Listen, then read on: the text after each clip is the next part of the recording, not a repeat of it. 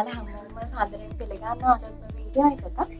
ඉතින් මේ වෙනකොට මමගේ විශ්වවිද්‍යාල ජීවිතේ පටන් අරගෙන හරියටම මාසයක් ගත වෙනවා නම් අද දවසේ. ඉතින් අද අප්‍රේල් 9 මම මගේ විශ්වවිද්‍යාල ජීවිතේ පටන් අරගෙන හරියටම මාසයක් කම්ප්ලීට් වෙනවා අද දවසට. ඉතින් අද මම ගෙදර යන්න තමයි හදන්නේ. ඉතින් මේ මාසෙ මට කොහොමද දැනුනේ සහ විශ්වවිද්‍යාල ජීවිතය අලුතින් පටන් ගන්න ඉන්න අයට ඒ වගේම තමයි මේ වෙනකොට A-level රිසල්ට් ඇවිල්ලා තියෙන්නේ. ඉතින් ඔයාලත් බලාගෙන ඇති ඔයාලගේ විශ්වවිද්‍යාල ජීවිතේ පටන් ගන්නකම්. ඉතින් කොහොමද මේ මාසෙ ගත වුනේ සහ කොහොමද මේ දවස් කිහිපය මට දැනෙන්නේ කියන එක ගැන විශේෂයෙන් මට කියන්න ඕනේ. ඉතින් හරියටම මාසයක කාලයකට පස්සේ තමයි ගෙදරට යන්නේ. ඉතින් අපි පුංචි කාලේ ඉඳන් ගෙදරටම වෙලා ඉඳලා එකපාරටම ඒ දැනෙන හැඟීම සහ ගෙදර යනවා කියවම ඒක හරිම වෙනස් හැඟීමක්. ඉතින් ගොඩක් දේවල් ලෑස්ති කරගන්නත් තියෙනවා මට ගෙදර යන්න.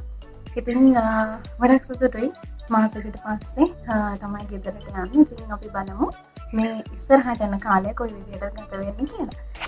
ඉතින් අපේ යුනිවර්සිටියේ පටන් අරගෙන තාම හරියටම මාසයක් තමයි ගත වෙලා තියෙන්නේ. ඉතින් මාසෙකට පස්සේ මම අර කිව්ව විදිහටම ගෙදර යන්න තමයි ලෑස්ති වෙන්නේ. ඉතින් ගෙදර යන්න කලින් ඉස්සෙල්ලාම අපේ රූම් එක ගොඩක් ඇදලා දාලා තිබුණේ.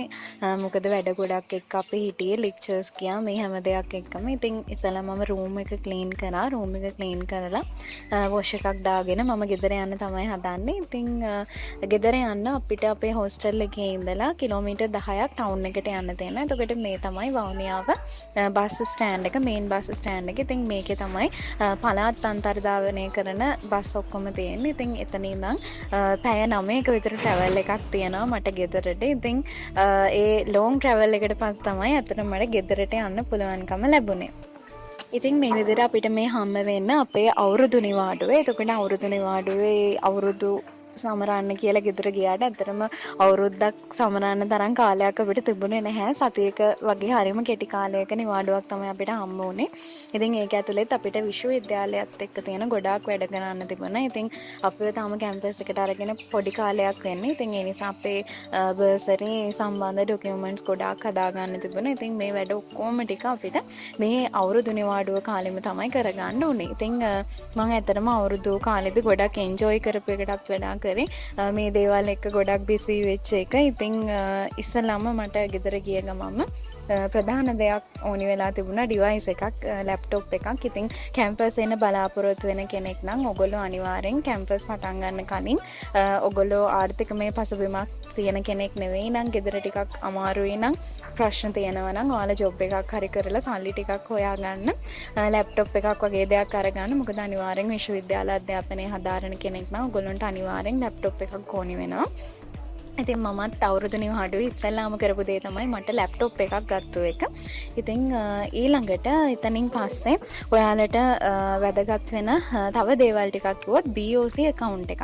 ඔයාලා මොන විදිහේ රාජ්‍ය විශ්වවිද්‍යාලයක අධ්‍යාපනය හදාරන්න යන කෙනෙක් වුණත් ඕගොල්ලෝ අනිවාර්යෙන් try කරන්න අවුරුදු 16 විතර පස්සේ ඔයාලගේම නමට තියෙන account එකක් ඕපන් කරලා තියාගන්න, විශේෂයෙන් BOC වගේ රජයේ බැංකුවක. ඉතින් ඒකත් හරිම වටිනවා. ඉතින් මට ඒ BOC බැංකුවේ account එකක් තිබුණා. ඒකේ මට passbook එකක් නැහැ. ඉතින් ඒකට පොඩි proof document එකක් ගන්න තිබුණා. ඒකත් ගන්න උනේ මේ දවස් ටිකේම තමයි. ඉතින් ඔය විදිහට තමයි මගේ අවුරුදු නිවාඩුවේ සතියක විතර කාලෙ ඉක්මනට ගෙවිලා ගියේ. ඉතින් ඊට පස්සේ ආයෙත් කැම්පස් පටන් ගත්තා අපිට. අප්‍රේල් 26 තමයි මේ අවුරුදු උත්සවයේ තිබුණේ. ඉතින් ඔයාලට මම ක්ලිප්ස් ටිකක් දාන්නම් අපේ කැම්පස් එකේ අවුරුදු උත්සවයේදී අපේ අයියලා අක්කලා කොයි විදිහටද එයාලගේ අංගයන් ඉදිරිපත් කරේ. ඉතින් ඒ හැම දෙයක්ම ඉතින් අපේ අවුරුදු උත්සවයේ ගොඩක් හවස් වෙනකන් තිබුණා. ඉතින් ඒකේ පුංචි අවස්ථාවන් කීපයක් ඔයගලන්ට මේ වීඩියෝ එකේ බලා ගන්න පුළුවන්.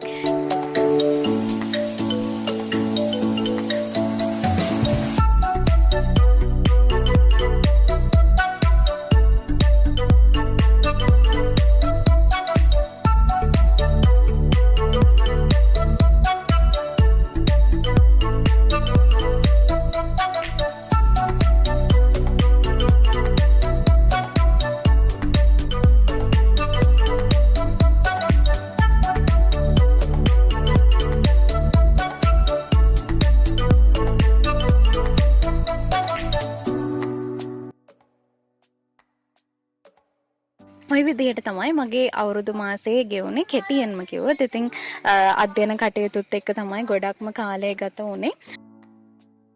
ඒ අතර අපේ කැම්පස් එකේ අවුරුදු උත්සවයක් තිබුණා. ඉතින් ওই විදිහට තමයි අප්‍රේල් මාසේ වේගෙන් ගෙවිලා ගියේ. ඉතින් ඔයාලට අපේ කැම්පස් එකේ අවුරුදු උත්සවයේ තිබුණ නර්ත නංගයන් කීපයක් බලා ගන්නත් පුළුවන් මේ වීඩියෝ එක හරහා. ඉතින්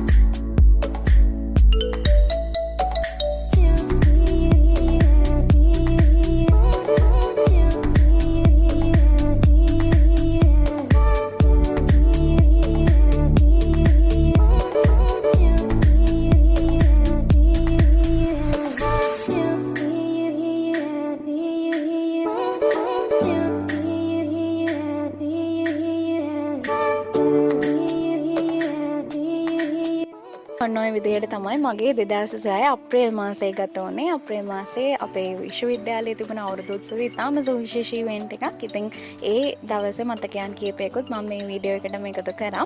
ඉතින් එහෙමනම් මේ වගේම තවත් අලුත් වීඩියෝස් ගොඩාක් ඉස්සරහට අරගෙන එන්න බලාපොරොත්තු වෙනවා.